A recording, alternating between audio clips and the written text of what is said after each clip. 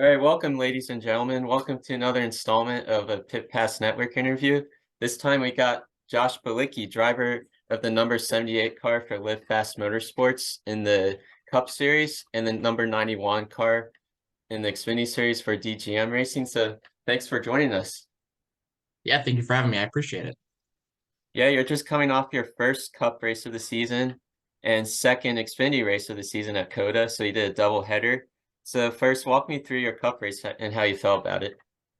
Yeah, so the cup race was eventful for sure. I felt really good about the race pace. I didn't feel really good about where we finished. We were involved in some of that late race chaos. Actually, not even in turn one. It was like in turn eight and turn nine.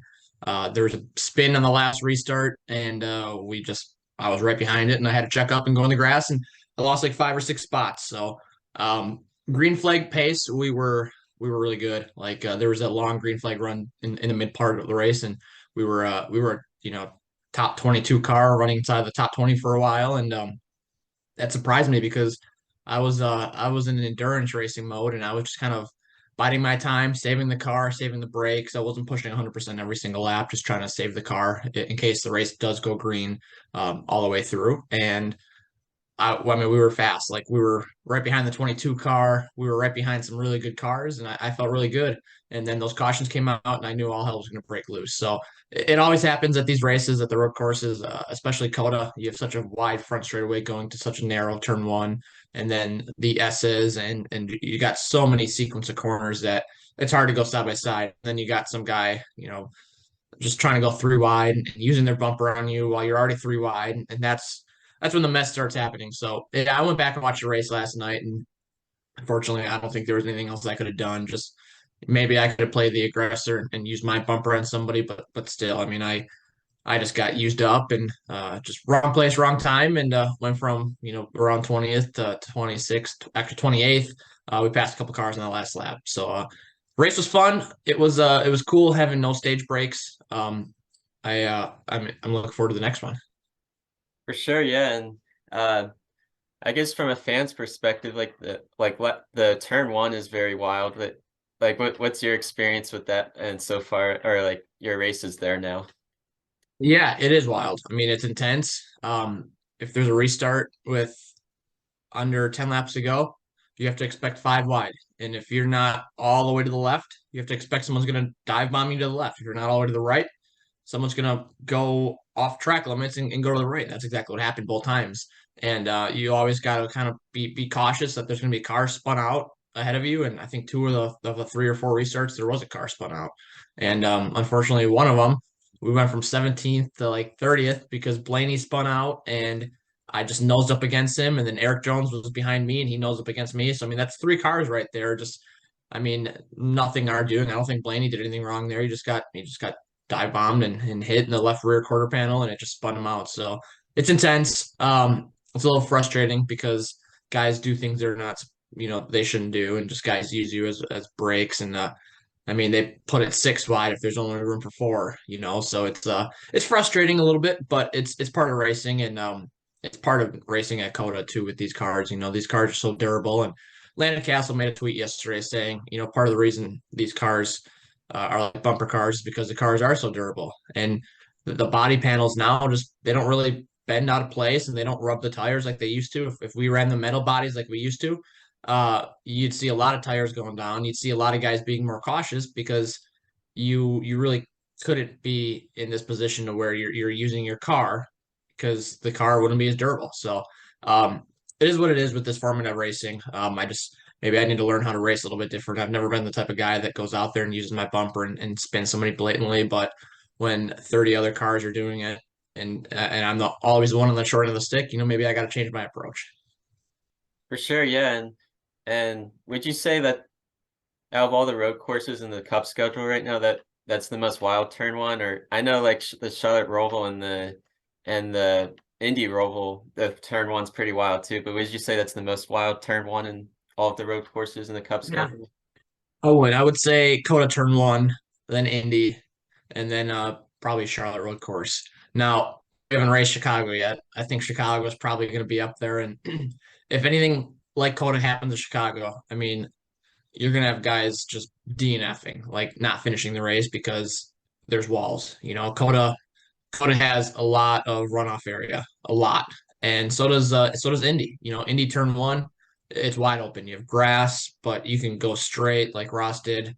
Chicago doesn't have that, so Chicago's gonna be really interesting to see if guys clean their act up because if they don't, there's gonna be a lot of guys hitting those walls, and those walls don't look very very soft either. So it's gonna be interesting. For sure, yeah. And going back to the cup race this past weekend, like the new rule came out with the no cautions after the stage ending. So what do you think of the change and how did the change like change your usual approach coming into the race? Yeah, so I liked it. I enjoyed it. I enjoy racing for long green flag runs, not making mistakes, and that kind of goes back to my endurance racing background, where I mean, we race like I've ran 25-hour races, and some of them didn't have cautions for 4 hours, 5 hours of the race, and you just have to be mentally prepared to go a long distance. With that, you need to save your car, you need to save your tires, you need to save your brakes, can't make mistakes. And that's huge. Like you can't lock up a brake at Coda because if you do, you have a flat spot in your tire. And if that tire has a puncture, then you have to limp back to the pits. And if the caution doesn't come out, you're gonna lose a lap. And you don't know if you're gonna get that lap back because there's no stage brake. So for me, like I mean, we were legitimately a top 20 car on long green flag run pace. And for the 78 bunch, that's a huge step up for where they were last year. So I felt really good about it. I like that. I'm looking forward to that at the Red Road courses this year, and be curious to see what your thoughts are on that. Yeah, for sure. Yeah, I think I really enjoyed it too. Like it just comes back to like the throwing back from the old days too of no caution breaks as well. So Yeah, and that's what I saw on social media. People are just comparing this race to an old school race, and I think that's cool. And I would love to see it at maybe a short track, like at a Richmond this weekend. Tires fall off, and I think that it would be cool to have no stage breaks, and I think it would bring a new element of just saving your stuff and saving your stuff and fuel strategy and tire strategy into the race. And these races are still so long that if that last segment runs out, it's really long. It's usually an hour and a half anyways, that last segment. So it's still a long race. But the road course was a cool one. for sure. And speaking of like long distance racing, like the end of the race almost would have been an interesting finish because a lot of people were tight on fuel. Were you guys good on fuel in the end, and did you guys wish it stayed green towards the end? I did. I wish it stayed green. We were good on fuel. We pit one of those restarts when we got shuffled back. I mean, we literally went from like 17th to last because we got stuck behind Ryan Blaney, and I was in between two cars that were stopped and I couldn't go anywhere. So I literally had to wait for the guy behind me to move or for Blaney to move. So we when that caution came back out because there was debris, we pit for fuel, but also for tires. So we had sticker tires at the end. So I do wish it would have went green. We were in a really good spot, some of those cautions, and even if those cautions didn't come out with 2 laps to go or 3 laps to go, there was a caution with I think 8 laps to go, and I wanted that to go green because we were in a good spot. We had a good car. I knew at 8 laps in we could kind of gap ourselves to some of the cars that I think were trouble, and unfortunately that didn't happen because the caution came out. For sure. And another thing during the cup race, it was very hot that day, as a lot of drivers were clearly exhausted during it. Like I saw something where Jenson Button, who was making his NASCAR debut actually, he almost dropped out because of heat exhaustion during the race. So how did the heat feel in your perspective? Well, I was sick. I took a trip to the medical center and I was the only driver there. Um, Now when I went there, I'm like I probably didn't need to come. But I had some issues in the interior of the car and my cool box shut off and it wasn't actually a fault of the cool box didn't break. It just the switch the on-off switch fell off the seat and it actually hit the ground and it shut off and during the green flag run I couldn't find it. I obviously am not going to loosen up my belts and go try to dig for it on the left side of the seat. So I just ran without it for a while and we didn't have a cool shirt, so it was hot. It was one of the hotter races I've ran in. It was my first cup race since August too, so jumping right into the cup series at a hot race like that, having a long green flag run and then having an hour of just trying to finish those last two laps. These cars get hot even under caution. Like there's no air coming into the car, so they get hot. And I was worn out. Not once did I think about stopping or quitting, but I get it. If you're a guy like Jenson Button, he hasn't raced in 3 years. He's never raced a NASCAR race. The last race that he raced was a GT3 car, and those GT3 cars legitimately have air conditioning, like legit air conditioning. So it's different. It's a lot different than what he's used to. Um, but yeah, I mean, he's a Formula One world champion. Kimi Räikkönen's a Formula One world champion, and I know Kimi didn't say that he was exhausted, but I saw him after the race get out of his car with his suit, with his helmet on, walk right towards the garage and just take his stuff off, and he needed to just get out of the sun. So it was hot. It was definitely hot, and I'm not looking forward to Chicago race heat because with the mufflers, it adds about 10 degrees inside these cars, and it's already going to be hot in Chicago, and you add that muffler heat, it's not gonna be fun. So hopefully NASCAR does something a little bit different there and brings some more fresh air. And I don't know how they're gonna do that, but it's gonna be miserable. For sure. And you've experienced driving all three of the cars, Cup, Xfinity, and Truck. And do you know, is there like a difference in temperature with all those cars? Yeah, right now I think the Cup car is as hot as it's ever been. And I ran the Xfinity race, and the Xfinity race was 20 laps shorter, but it felt like I didn't break a sweat the entire Xfinity race, which is crazy because the Xfinity car used to be hotter than the Cup car. And the Xfinity car, I think, stayed about the same, and the Cup car just got hotter. So it is wild to see that. It's been a while since I drove a truck, but the truck compares to the Xfinity car, especially at the road courses. They don't run that side window, and that just allows a lot of air coming in. And DGM actually did a really good job of ventilating that Xfinity car I drove, and just having fresh air to the seat. And their helmet blower worked really well. And not saying Live Fast didn't, but just the format of those cars and the interior of the cars, the Xfinity cars are a lot cooler. For sure. And going back to the Cup race, during the race, you had a familiar voice on the pit box as George Ingram called shots, and who actually crew chiefed you when you raced Xfinity in 2017 for BJ McLeod Motorsports. So how beneficial was it for you to have a familiar voice on the radio? Yeah, so David Ingram, we Okay. call him Davey. He yeah, him and I worked together starting in 2017, and I drove for BJ McLeod Motorsports throughout 2019 and 2020 as well. So that's 3 years I've worked with BJ, and Davey, whether he was crew chiefing me or not, he was still always really involved with the team. He was kind of he kind of overseed the whole operation, and to work with him in the Cup Series now was really cool. I mean, I feel like he's always been a little bit underrated, and this is his first year in Cup, and he has a lot of cool tools at his disposal. We had a good engine this last weekend, and just, I mean, having that power from Chevy to work with, and Dave did a great job.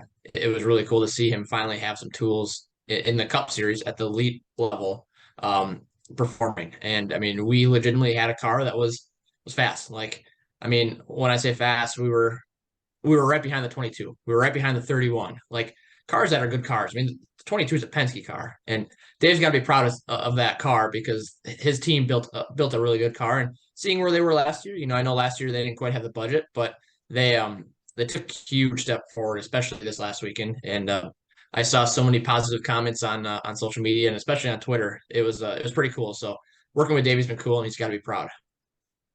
Absolutely. And so we talked a lot about the Cup race now, so I guess walk me through your Xfinity race experience now from last weekend. Yeah, the Xfinity race was fun. Qualified a little further back than we would have liked. We were right behind Alex Labay, and Alex last year qualified top 10 in a DGM car. So going into the weekend, we're like, we know the Xfinity series is stacked, a little bit more competitive than it was last year. So top 15 qualifying for both of us would be huge. Alex wanted a top 10. I'm a little bit more.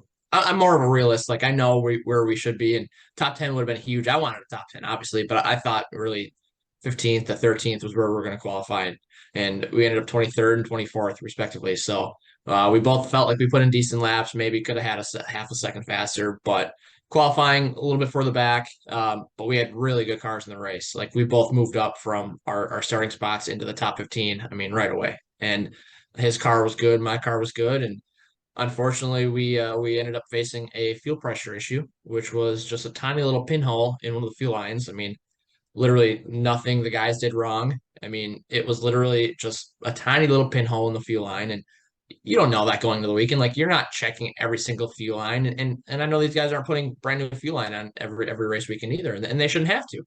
So it's just I don't know, bad misfortune because we had to pit first. We had to pit every 10 laps. Then we had to pit every 9 laps, and then we had to pit every 5 laps for fuel, just because we lost fuel pressure because of that little pinhole. So there was a restart, I think, with 13 or 14 to go or something, and it never, the caution never came out. We had to pit twice during that, and no one else pit, so we just lost all that track position. We ended up 28th. So, realistically, it should have been 12th to 14th, and instead we were 28th. So it was a little frustrating on that end. I really enjoyed working with the DGM bunch. They gave me a really good car during the race, and we deserved a lot better. For sure. And yeah, and I think you've been with DGM since last season, if I'm correct, right? So I drove for DGM at Daytona last year. Finished ninth at Daytona, which was really cool. And then I drove for Alpha Prime throughout the year, and we returned to DGM this year for multiple races. We didn't have a great start at Daytona, but we put that behind us. I went to Vegas with them and Coda, and realistically, we're probably going to do another 7 to 10 races, hopefully a little bit more. I know they have a pretty stacked lineup in that car with Ross and Chad and Alex. There's no real slouches, and it's cool to drive that car and work with that bunch. For sure. And I guess you develop a lot more relationship because of that stacked amount of people like Ross, Chad, and Alex and Josh Williams. So do you guys do a lot of things off the track together too? Uh, Not really, honestly. So I live in Wisconsin, and me being in Wisconsin, I don't get to Charlotte as much. I'm friends with Ross. I mean, I've been friends with Ross before he really started making a huge name for himself. It dates back to the Johnny Davis days and the premium motorsports days in the Cup Series when he was just a backmarker driver like I am. So, I've seen his progression, and I'm friends with him, but we don't really do that much off the track. I think we go to GoPro every now and then together. I'm sure if I lived in Charlotte, I would spend a lot more time with those guys, but Alex LeBay lives in Canada. He lives in Canada and he kind of splits his time between Florida, where the DGM shop is. But it's a weird triangle situation because DGM racing is in Florida. I'm in Wisconsin. Alex is in Canada. Josh Williams is in Charlotte, and it's a little bit unique for a NASCAR team because most NASCAR teams and the drivers are all based in Charlotte, and we're kind of scattered all over, but we make it work. For sure. Yeah, that's really unique right there. But so I guess now I guess give me your background of your start in racing. I know you started at the age of 4. Yeah, so I started with go-karts when I was 4.5, but on road courses. And road courses was my love from, I mean, ages 4.5 all the way through still today. But it's what I focused on. It's what I thought I was going to race professionally. That was always a goal to go sports car racing up until 2016. And I ran a handful of professional races in IMSA, some Trans Am races. But in 2016, I had the opportunity to make my first NASCAR start, and that just kind of took my career to a different avenue. And I'm glad that I went that route. It's something I never expected, but yeah, growing up road racing, raced go-karts, all the way from kid karts to shifter karts. Shifter karts are insane. I mean, I still have shifter karts right now just to kind of train myself and stay in shape because those things are pretty brutal. From shifter karts, I went to spec Miata class, which is literally what it sounds like. It's a Mazda Miata. That's a spec class. You can only run certain parts and pieces, and it was pretty inaffordable, but really, really competitive. I mean, there were pro drivers on given weekends. I mean, there were fields of 70 cars at Road America, like legitimately 75 or 80 cars at Road America. So whether you're racing for first or whether you're racing for 20th, 40th, or last, there's somebody to race. And it was just so competitive. And taught me a lot about driving because the cars don't have a lot of horsepower. I mean, they are low horsepower cars, but if you make a mistake at a track like Road America, you are going to suffer and you have to be consistent. And I think that's one reason why I'm such a consistent driver because racing the Miata growing up for 5 or 6 years, you couldn't make mistakes. And I just learned how to not make mistakes and not overdrive. And yeah, of course I overdrived and I was young and I made mistakes and I made some people mad at me when I was a teenager racing a Miata against a grown man, but it happens. And yeah, so I raced Miatas for several years and picked up some sponsorship, some formed some pretty cool relationships. And in 2016, I made my first professional start. 2015 actually in IMSA in a BMW, and then I ran IMSA a little bit in 2016, and then I had the chance to make my NASCAR debut in 2016 as well. So pretty cool background of sports car racing. It's definitely unique compared to a lot of NASCAR drivers. For sure. And you mentioned 2016 was your first NASCAR start. So I actually like researched a little. You actually like just contacted Obika Racing because you saw that they had a TBA in their entry list. So you just Yeah. sort of just knocked on the door there and just show a lot of your persistence. So where did you get that characteristic from of persistence?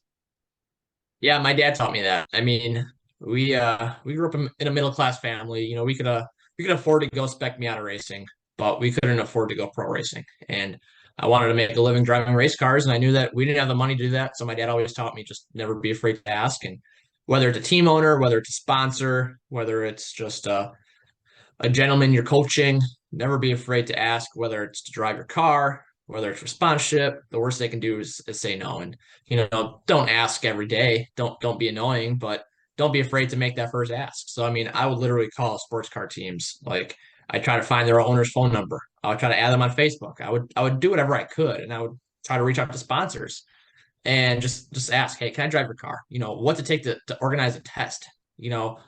Or I would ask the sponsor, hey, I'm a up and coming driver. At the time, I thought I had a killer marketing deck, and it sucked. But I would send that marketing deck in the mail to, I mean, CEO of huge companies around here in Wisconsin, and never had any success. But it just got more natural to me, and it got more natural to ask those questions. And yeah, in 2016, when the Road America race rolled around, that NASCAR race there was a staple at Road America. It was the nationwide series at then. Actually, I think it was the Xfinity series yet. And yeah, it was Wednesday before the race. Like literally, I mean, the race was 4 days, 3 days. And one team, I looked at the entry list, and just said to be announced. I'm like, what the heck? I'll send them a Facebook message. So I went on Facebook. I said, hey, I'm a local driver. I have my IMSA license because all the paperwork transfers over because NASCAR owns IMSA. I said, what to take to drive your car. If you need a driver, I'm only an hour away. Please let me know. And I gave them my phone number. And to my surprise, an hour later, they called me and said, hey, we do need a driver.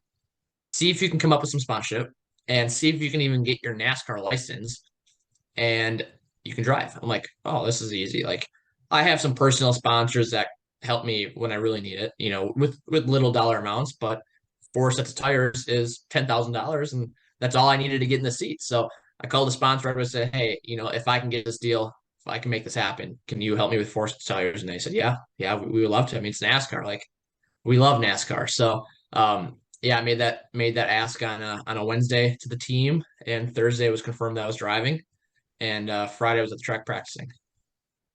For sure, yeah, that must have been like an awesome moment of your life. Like you made it to NASCAR. Yeah, it was. I mean, I remember qualifying. We qualified really good, 23rd. We had some mechanical issues throughout the weekend. Qualified 23rd, which was like the team's best qualifying effort. And the team was like so pumped because nobody knew who I was. They thought I was going to come in and just run like crap, not even make the race. But we legitimately went there and we showed good speed. I mean, we beat cars that we should not have beaten of in a car that was nowhere near competitive. It wasn't even race ready.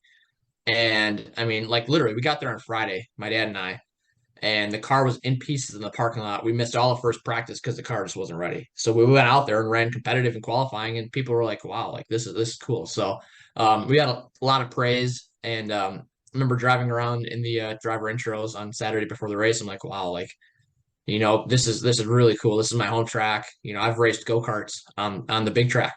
I've raced Miatas. I have thousands of laps here, but like to race NASCAR here, it's like almost like you made it, but I didn't even come close to making it yet because I didn't get a dime to race that race. I didn't get paid or anything. So it's like, it's cool to be in NASCAR, but like how do I make this next step and actually make this a living? But it was really cool.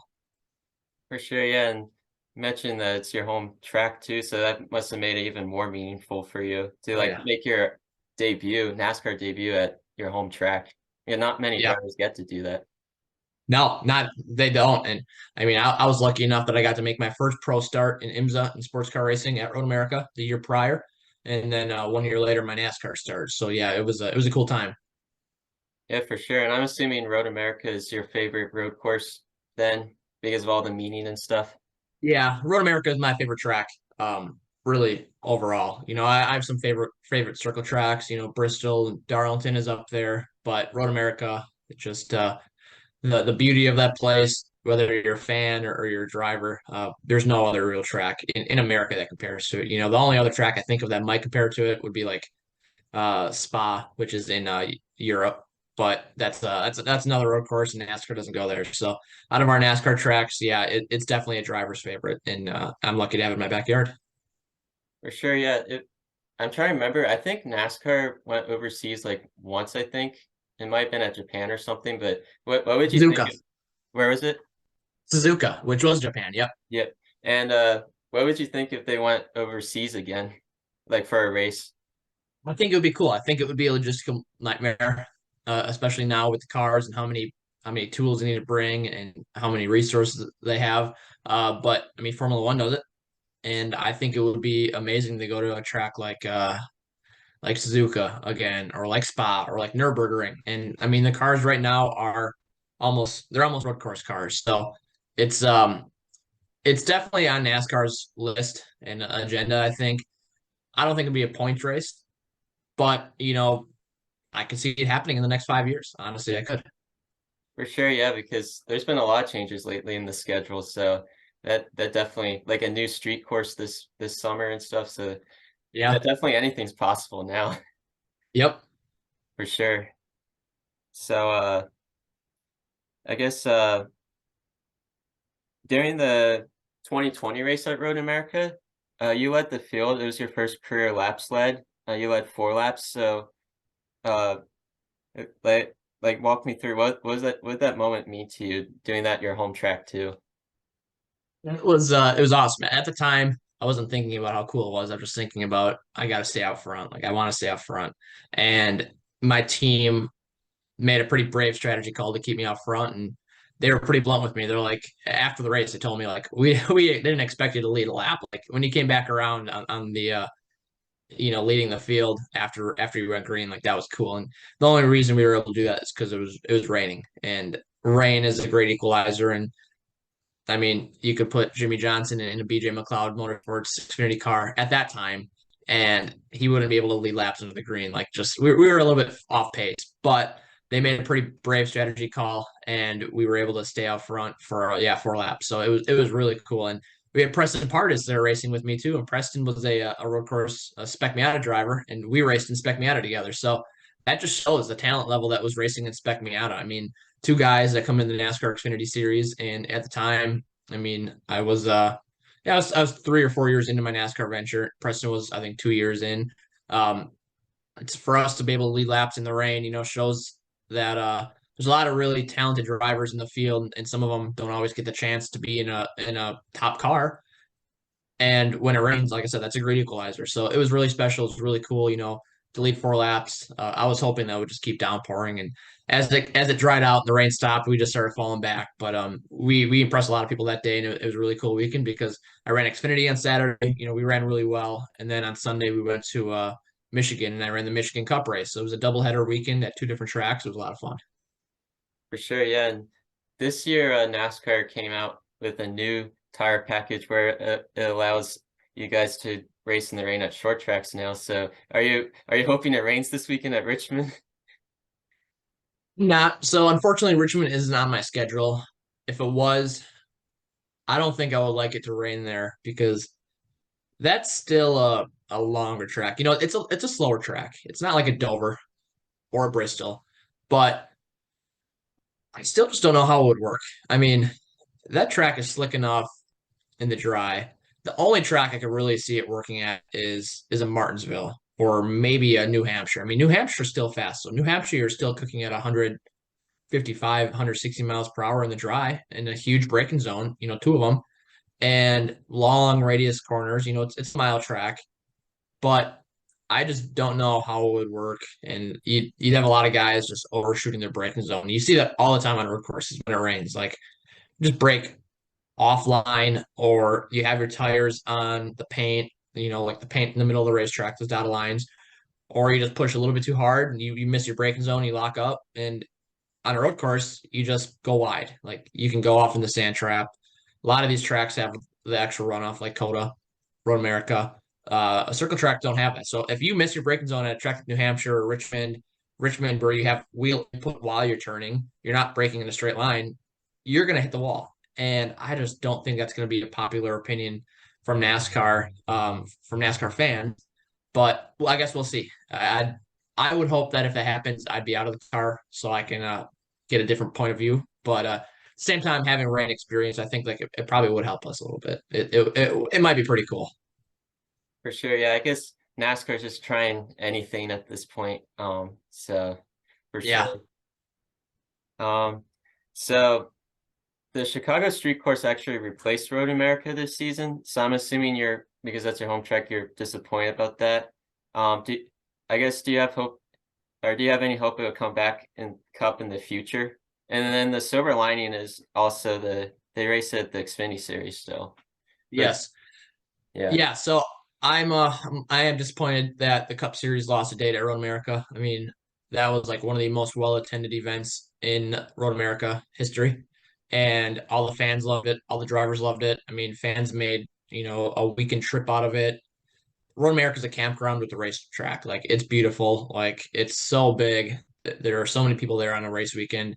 So yeah, we were obviously disappointed to lose that Cup date. Having the Xfinity Series there is still exciting for me because the Xfinity Series ran there by themselves for 8 years and always drew a big crowd. Still one of the most attended Xfinity races of the year. So that's a positive. But yeah, there's other races I would have taken away instead of that Road America race, and the Chicago race will be cool. Don't get me wrong. I am looking forward to that, but at the expense of a proper road course like Road America, that's disappointing. But it is what it is. We can't change that, and we're going to Chicago, which I am excited for. And having both of those races on the schedule would have been perfect. But having Chicago on the schedule is not terrible. It's not like they took away Road America and added a race at Kansas or at a boring track. Like, they took the race away at Road America and added an interesting track. So it's gonna be a fun weekend, but a lot of question marks around it. for sure, yeah. And I remember, I think it was a couple years back. Um, you guys, NASCAR did a pro invitational iRacing at Chicago Yep. Street. Were you in that race? I finished second to my teammate James Davison, who he whacked the field. I mean, he finished I think 45 seconds ahead of me, and then I finished a couple seconds ahead of it might have been my teammate Garrett Smithley.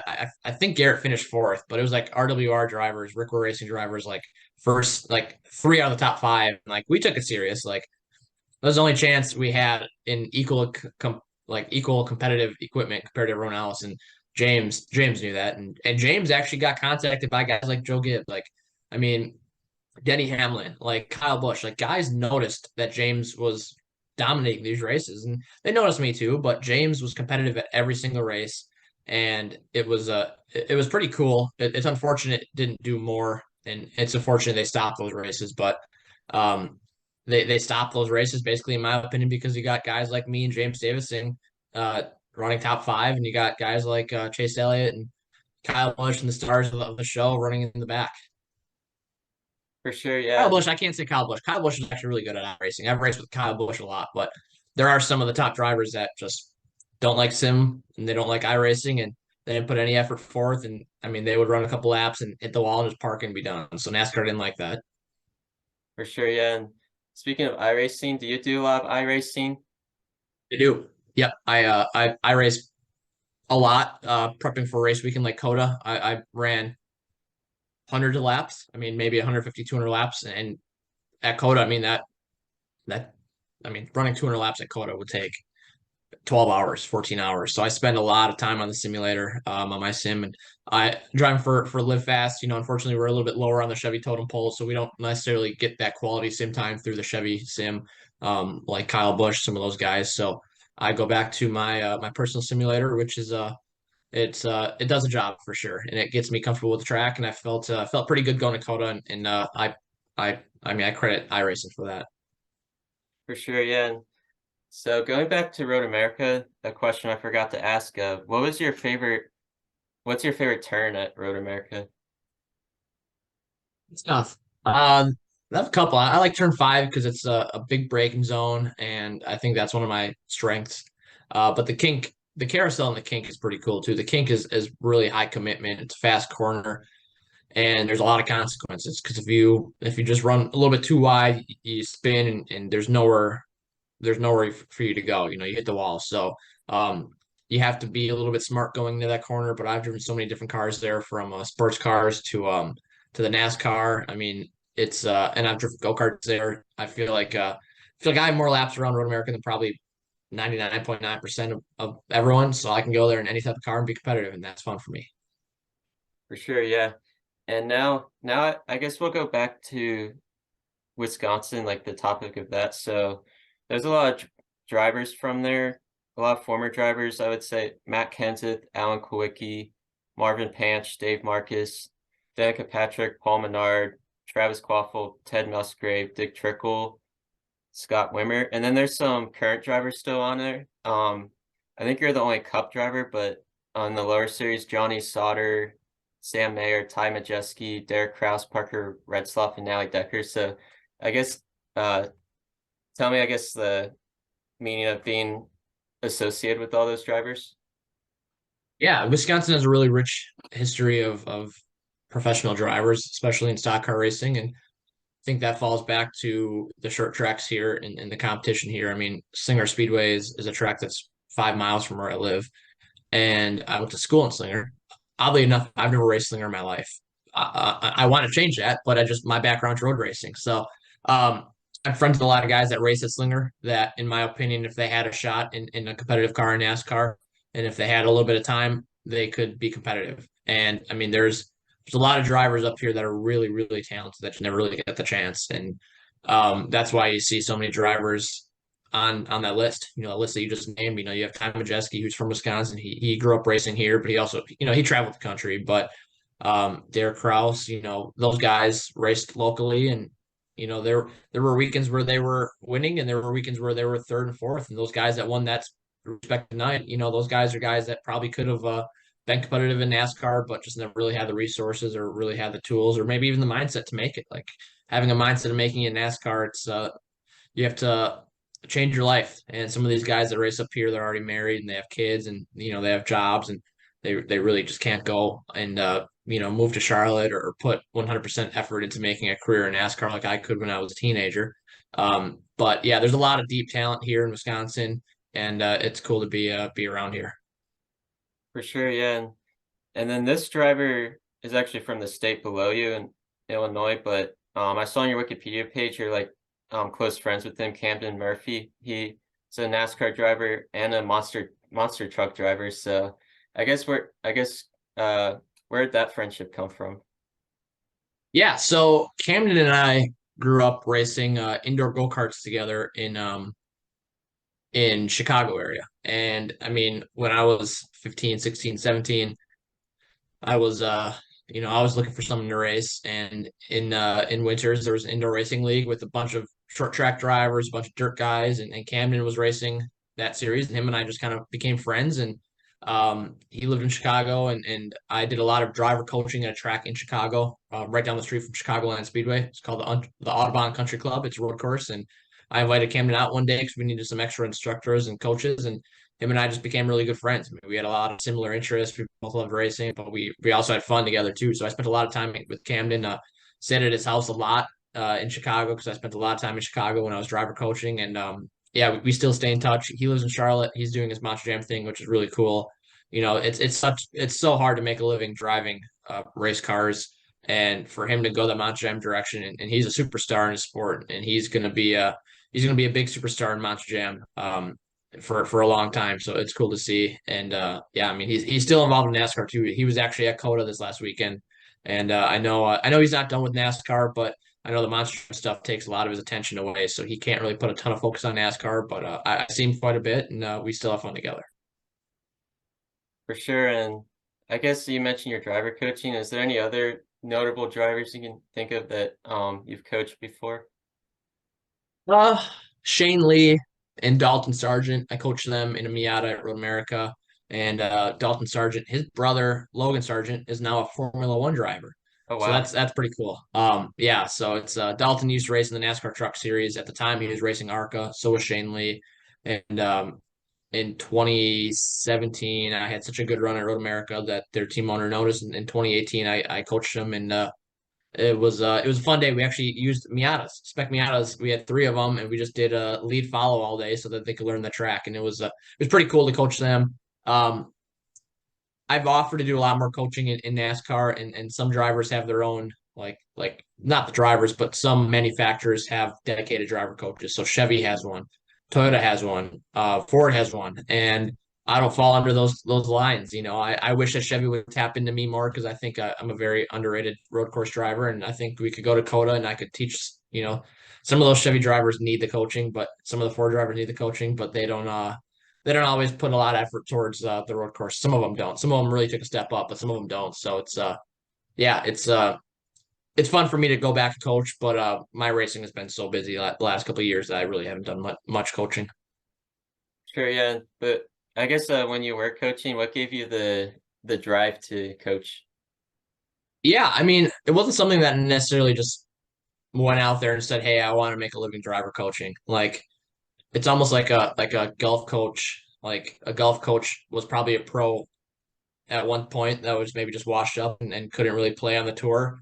So the next best thing is to be a golf coach. Like you don't want to go and work a normal job. Like you still are really talented at what you do, but for me, like not really having a lot of money to go pro racing, I needed to make a living somehow. And I was working part time at a drywall distribution yard, driving a forklift and just, I mean, carrying drywall and working in the drywall yard, like in the back. And that wasn't really necessarily fun for me. Like I had more fun being at the racetrack, and driver coaching it scratched that itch. And you know what I would do? I would go out there for a day and work with the gentleman that maybe had a Ferrari or a Porsche, or maybe he just had an Audi. Maybe he just had a Miata, whatever it was. Like I've coached in so many different types of cars.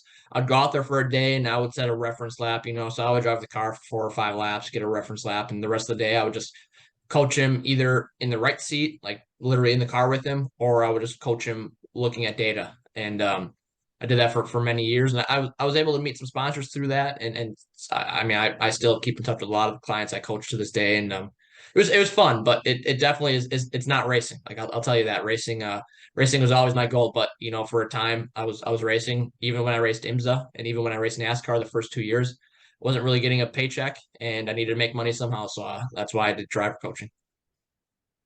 For sure. And I guess going back to the topic of Wisconsin, anyone, any viewers that's never been to Wisconsin, how would you explain to them what the state of Wisconsin's like? Depends where you are. The more north you go, the prettier it gets. So like Road America area. Well, actually, so I live about half an hour north of Milwaukee. It starts getting pretty nice around this area, but the further north you go, there's a lot of trees, some elevation, some rolling hills, and just really like scenic. I think scenic would probably be the best view.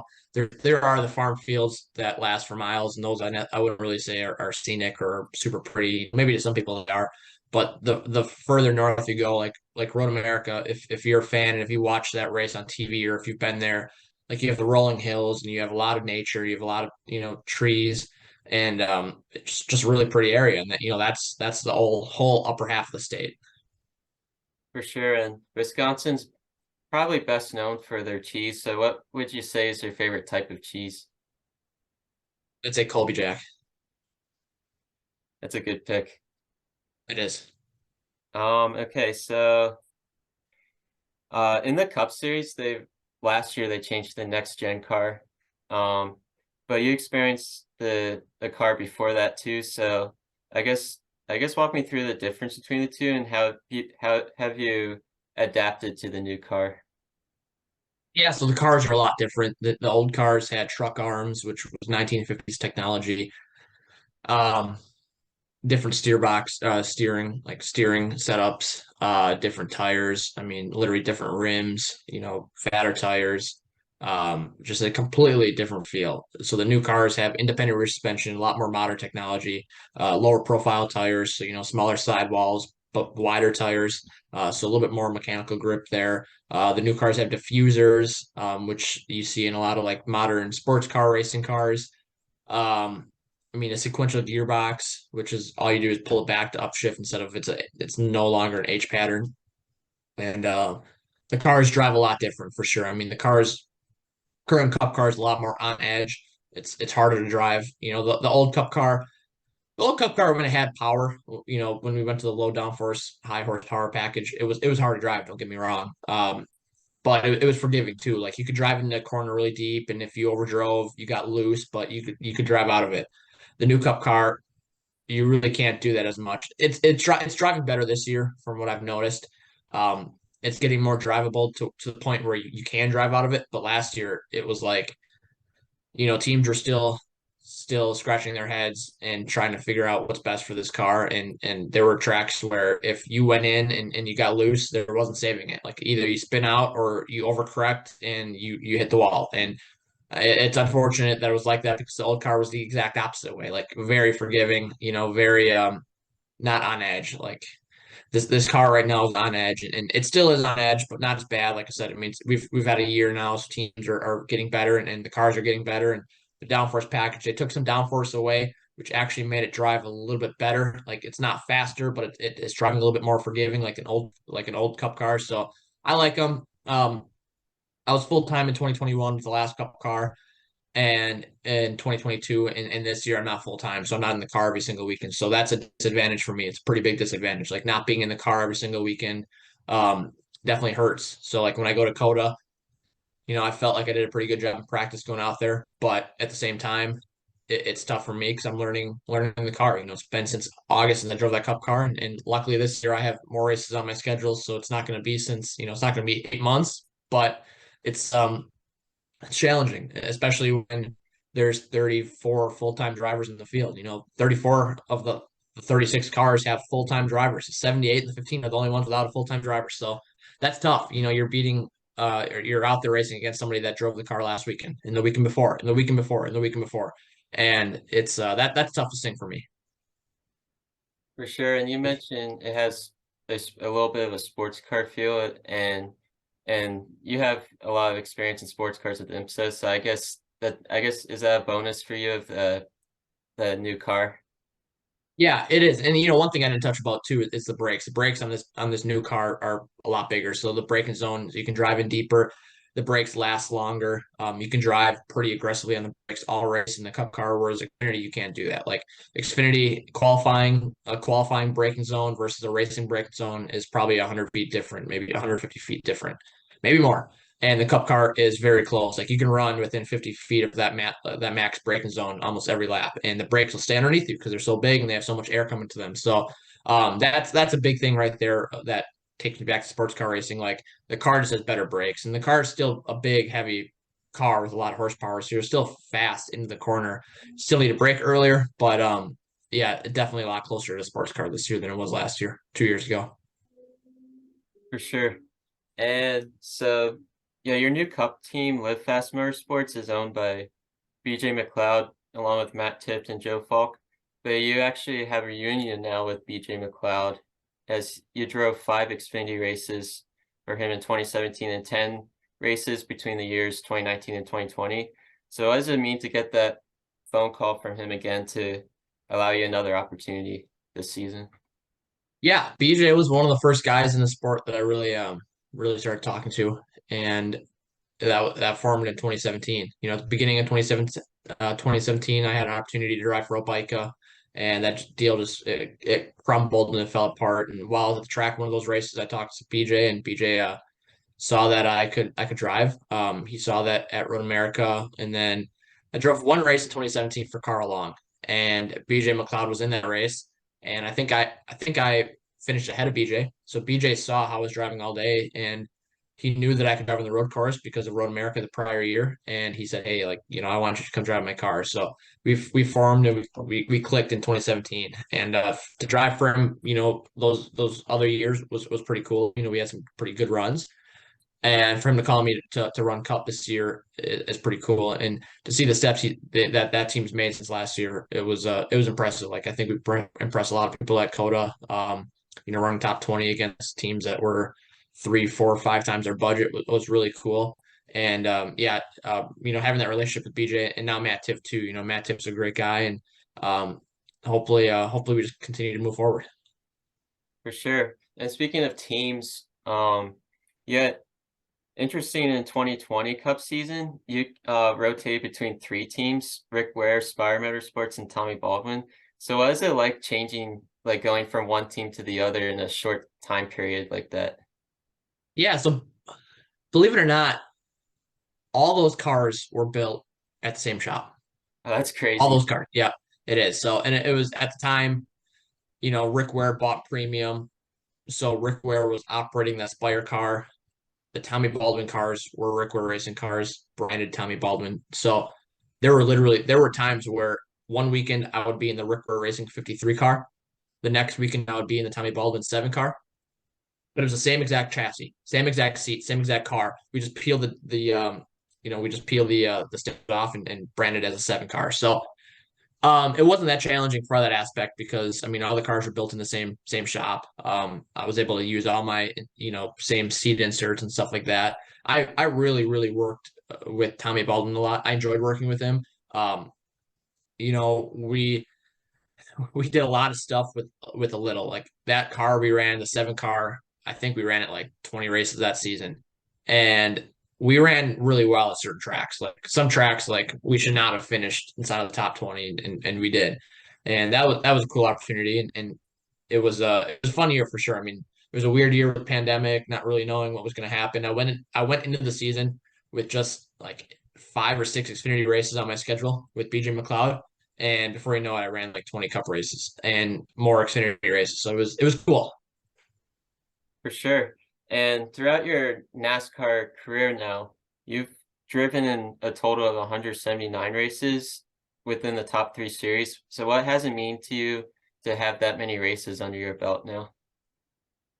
Yeah, it's awesome. I mean, I was just thinking about the list of those races with my dad this last week, and we were talking about it. And to get to almost 200, that's something where I couldn't have dreamed about that. Like to make a living driving in NASCAR is something that if you would have told me 10 years ago, I would have said, no, there's no way. Like maybe 10 years ago, I still had hope that I could make it in sports car racing, but in NASCAR, especially racing in the Cup Series, and especially being as competitive as we were last year, like it's a dream come true. So it's really cool, and but there's a lot of people that have helped me make it to that point, sponsors, family, and without those people, I wouldn't be here. For sure. So now I'm going to throw it back to last season. You kind of had a infamous moment last season at Road America where during a wreck you hit a Sargento sign and it got stuck on your front bumper of your car. But then it became viral on social media where it eventually led to you getting that sponsorship then of Sargento at the Watkins Glen race a couple races later. So I guess walk me through that experience and that of last year. Yeah, so Sargento was it's a Wisconsin-based business that it was literally one of the first companies that I've sent a sponsorship proposal to. I mean, over 10 years ago, probably 12, 13 years ago. So it's been on my radar forever. I've known they've supported Road America, and I didn't know that that was their sign. I hit until after the race. Like I couldn't read what it said. And I didn't know it was gonna go viral either. Like I thought we hit a sign cool. I didn't know the TV panned like that and the camera panned like that, and I didn't know that it was gonna be so awesome. But like I got out of the car, I looked at my phone, and I just saw like everything blowing up. Like my Twitter just tagged and everything, the Instagram. I don't even have TikTok, but like I was on TikTok, and then I made a post and I tagged Sargento, and then Sargento saw it, and Sargento changed their background picture on Facebook to the picture of me with their sign strapped to the front of the car. So I thought that was pretty cool. I'm like, Sargento has recognized that this happened. So like maybe this is what I need for Sargento to recognize that I've been reaching out every single year for sponsorship. And let's take advantage of this because we've already got thousands of people talking. Like Sargento didn't pay a dime to be in my car that weekend, but they got more publicity than my primary sponsor, which was Gravely, another Wisconsin company, and it's free. So I'm like, maybe they'll consider doing something. So right away, the race weekend's over on Monday. I sent them a sponsorship proposal. I put together a rendering because I do a lot of that myself. And I got in touch with the right people. They're like, yeah, we want to do this. Like it's only gonna be one race, but we want to do this. And we were able to pull the strings and make it happen. And I mean, the impressions from that partnership literally reached over 50 or 60 million people. Like it was massive. It was 10 times higher than I thought it was going to be. Like I thought it was going to go viral, but I mean, we were on Good Morning America, we were on talk shows, like we were on like TMZ, like insane amount of people that saw that, and it all stemmed from that sign at Road America. So maybe I'll go back to Road America this year and hit a sign. Yeah, for sure. That must have been, I guess that experience probably would be a cool story to tell, like in like years from now. Like it's just a story that won't get old. Yeah, I agreed. So you also have a background in snowmobile racing, so I guess walk me through how you got into that. Yeah, so snowmobiles, motocross. I grew up just driving anything with an engine. Started racing go-karts when I was 4, so that's what I started doing at the earliest. But my dad's always snowmobiled, and he saw that I just loved everything with the motor. So he bought me a dirt bike when I was like 7 or 8. He bought me a snowmobile when I was old enough to ride on the snowmobile trails here in Wisconsin. So when I was 12, and I love anything with an engine. I think I'm pretty skilled at anything with an engine too. So snowmobile racing, the snowmobiles that I personally raced were a little bit unique. They weren't really like snowmobiles. They were almost like a dirt midget car chassis with an offset track in the back and the snowmobile engine, but they had skis. And it skis in the track, but you literally sit in it and it has a steering wheel. So it's like a crossover from like a car and a snowmobile, which fits into my forte like perfect. And they race on ice ovals. And for anybody listening to this or yourself, if you haven't seen what it looks like, just Google Outlaw 600. That's what they were called. They were an Outlaw 600 race sled. And I mean, they literally look like a dirt midget chassis with that engine offset to the right and the track offset to the left. And it was fun. I mean, it drove like a dirt car, like you had to drive it in really deep and get it yawed out and sideways. Otherwise, it wasn't going to turn. But it was a lot of fun. It was something really unique, but it was something for me to do in winter. And we were able to we picked up a world championship win at Eagle River in 2017 or 2018. No, it was 2019. Sorry. I ran in 2017, 2018, and 2019, and we won it in 2019. So I haven't been back since. Hopefully that changes. 'Cause I'd like to go race again.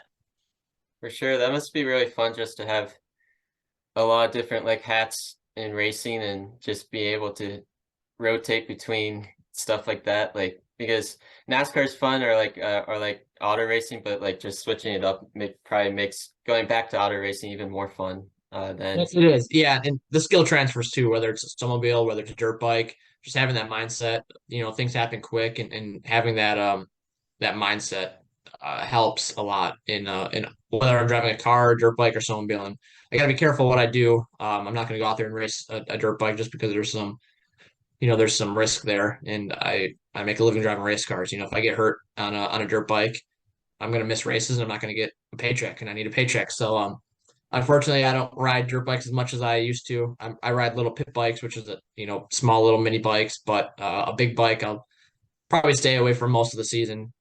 But hey, just so you know, I got to leave in 2 minutes. I got a call with my team at 11 my time, which is 12 your time. okay.